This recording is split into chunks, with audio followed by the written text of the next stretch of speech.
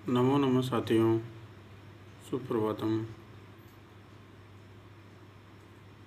पिछले वीडियो में हमने संस्कृत शब्द, व्याकरण शब्द और संधि शब्द कैसे बनाएं, कौन से उपसर्ग, धातु या प्रत्यय, उसके बारे में चर्चा। आज हम संधि के बारे में चर्चा करेंगे।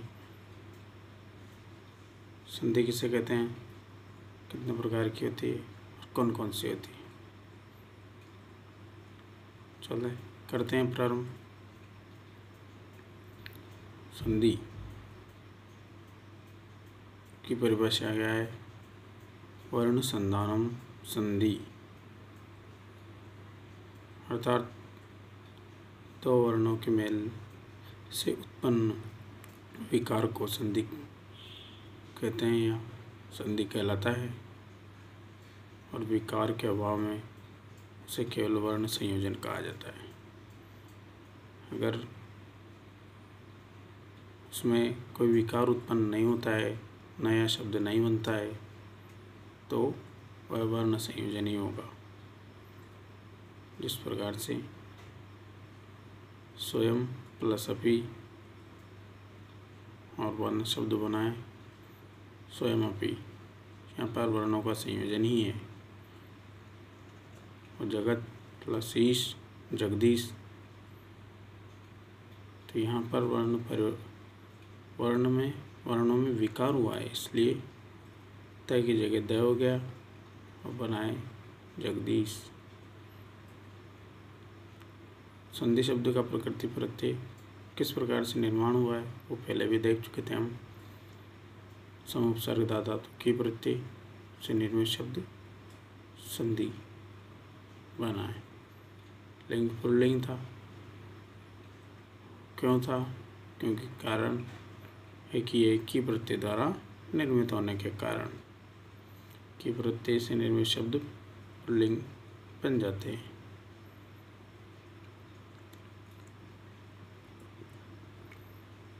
और की प्रत्यय से निर्मित और शब्द भी है, संधि, विधि, निधि, परिधि, व्याधि, ये सभी शब्द कैसे हैं? पुल्लिंग शब्द है। आते हैं संधि के प्रकार। संधि के प्रकार पढ़ते हैं, 3 प्रकार होते हैं: स्वर, व्यंजन, विसर्ग। तो और होती है स्वादि और प्रकृतिभाव संधि। स्वादि को हम विसर्ग में पढ़ लेते हैं और प्रकृतिभाव को स्वर संधि में पढ़ लेते हैं। संधि के भेद है जो है बताए हैं लोक सिद्धांत कौमुदी के अनुसार। सामान्य भेद 3 बताए, और जो सिद्धांत कौमुदी है और व्याकरण सिद्धांत कौमुदी व्याकरण शास्त्र की दृष्टि में 5 प्रकार के बताए गए हैं।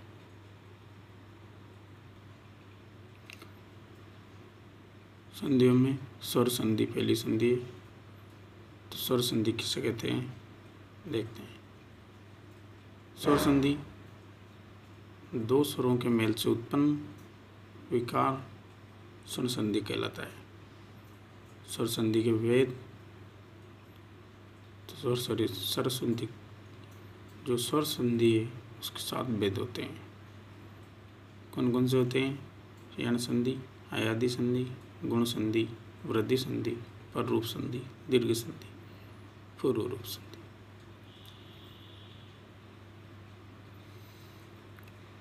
पर हम पूर्व में सरलता के अनुसार दीर्घ संधि देखते हैं।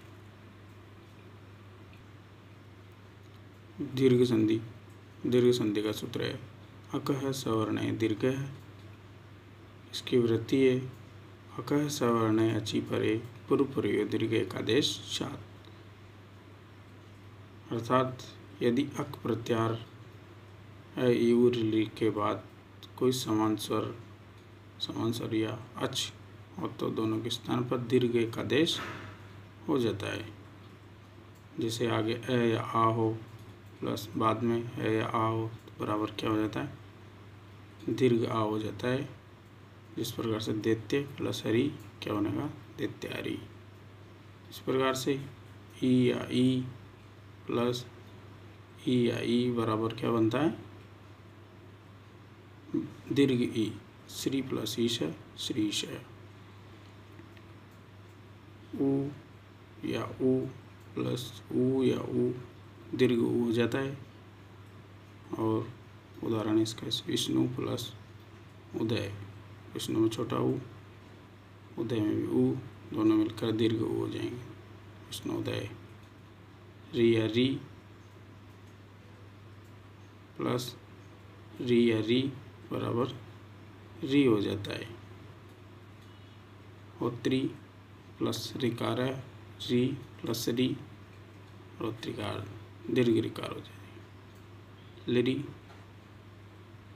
प्लस लिरी, लिरी का दीर्घ नहीं होता है, या तो री हो जाएगा, री होगा। लिरी प्लस लिरिकार है, लिरिकार है, रिकार, इस प्रकार से बनते हैं। अन्य उदाहरण और भी बना सकते हैं, पाठशाला, भोजनशाला, स्व प्लस अर्थ है, स्वार्थ है, इस प्रकार से इसके अन्य उदाहरण।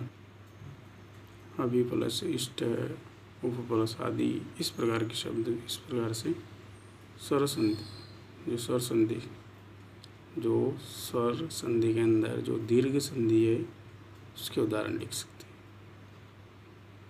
जयतु संस्कृतम, जयतु भारतम।